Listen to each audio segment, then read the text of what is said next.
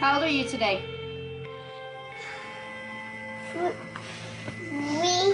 And what is your name? And where do you live?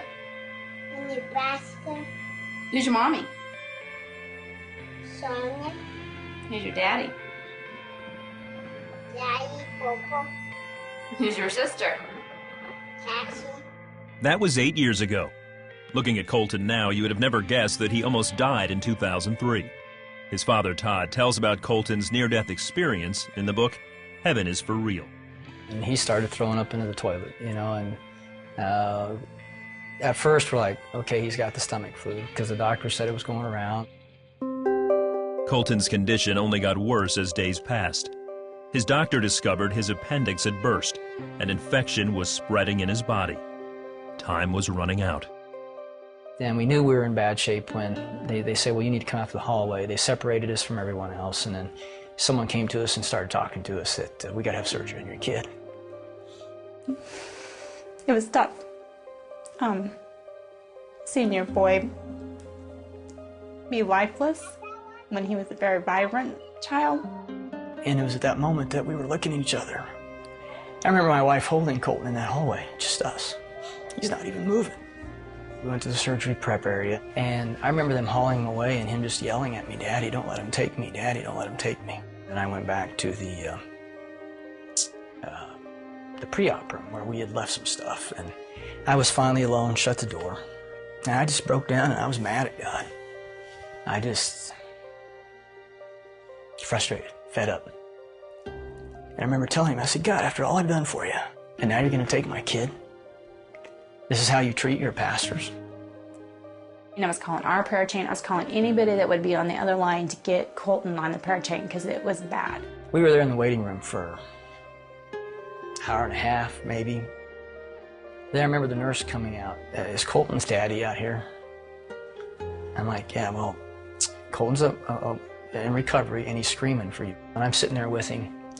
And I remember my son in that room then looking up at me and goes, Dad, do you know I almost died? And my first thought was, maybe he overheard the nurse say that, or maybe they thought he was under anesthesia, you know, and he wasn't. But it wasn't till 4 months after we got out of the hospital that we finally listened to our son. And that's where I got to see heaven. No, Jesus and some angels came and flew me up to heaven.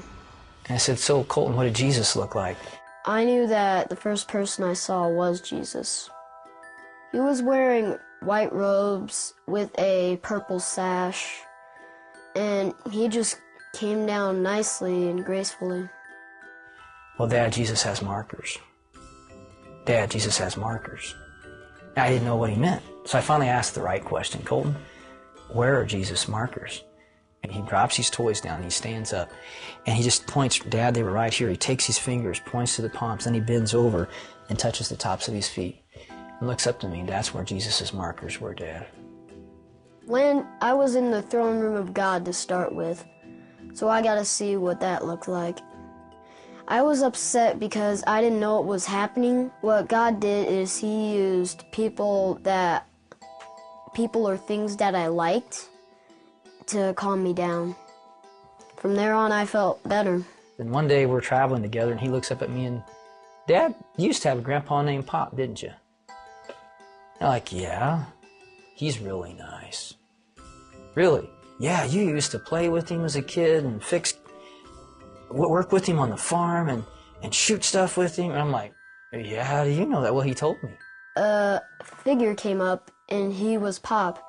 He asked me, are you Todd's son? I said, yes. He said that he was his grandpa, so that's where I met him. Yeah, Pop, I was very close to him. And he was my most significant male role model when I was a kid growing up. But he was killed in a car wreck before I turned 7.